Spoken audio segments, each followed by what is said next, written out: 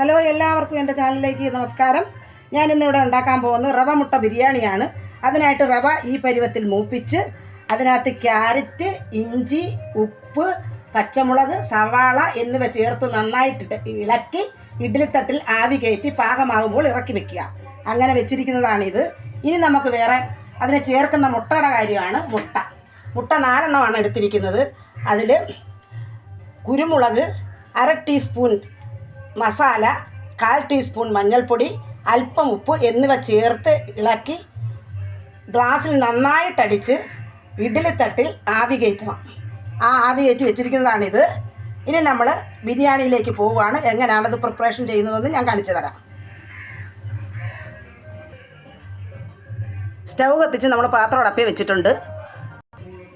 Pan ചൂടായിട്ടുണ്ടെങ്കിൽ നമ്മൾ നെയ്യ് ഒഴിച്ച് കൊടുക്കുകയാണ്.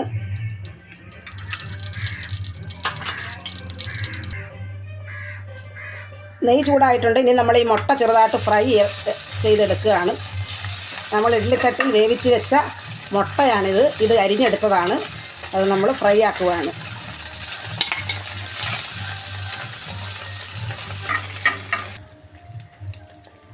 ഏകദേശം പാകമായിട്ടുണ്ട്.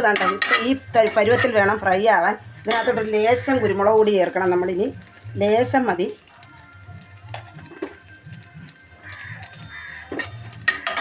എന്നിട്ട് തയ്യാറാക്കി വെച്ചിരിക്കുന്ന കൂട്ട് നമ്മൾ ഇതിനകത്തോട്ട് ഇടാൻ പോവുകയാണ്. റവയുടെ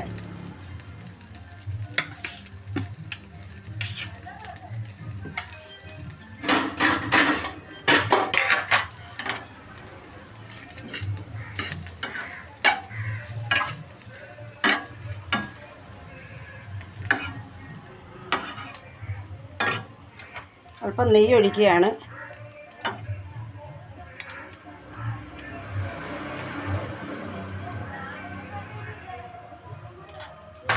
കുറച്ച് നേരം ഈ നെയ്യുടെ ആവിയിൽ നിന്ന് ഒന്ന് പാകമാകട്ടെ. അതുവരെ ഒന്ന് അടച്ചു വെക്കാം.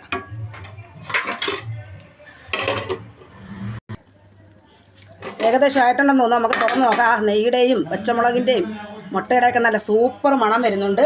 ഇതിലേക്ക് ഇനി നമ്മൾ അല്പം ഗരം മസാല ചേർക്കാം. ഒരുപാട് വേണ്ട, റവ ആയതുകൊണ്ട് അല്പം ഗരം മസാല മതി.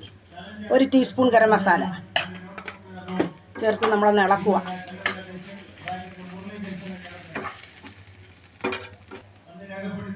ബിരിയാണി റെഡി ആയിട്ടുണ്ട്. ഇനി അതിൻ്റെ മേളിലോട്ട് മൂപ്പിച്ച അണ്ടിപ്പരിപ്പ്,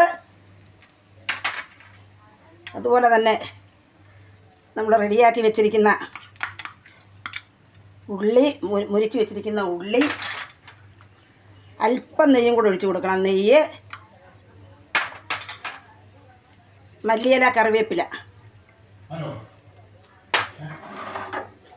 നല്ല സൂപ്പർ റവ മുട്ട ബിരിയാണിയാണ്. എല്ലാവരും ട്രൈ ചെയ്യണം. സൂപ്പറാണ്. നല്ല മണമൊക്കെ വരുന്നുണ്ട്. വളരെ ടേസ്റ്റിയുമാണ്. ഇനി കാണുന്നവരെയും ബൈ ബൈ.